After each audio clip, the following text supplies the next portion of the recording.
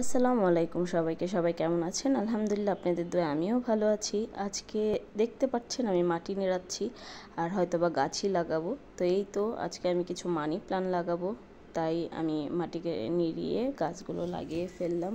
আর আমি আমার শখের বারান্দাটাকে আপনাদের সাথে শেয়ার করব। ভালো লাগলে like, comment and love react দিবেন, সাথে থাকবেন। আল্লাহ হাফেজ।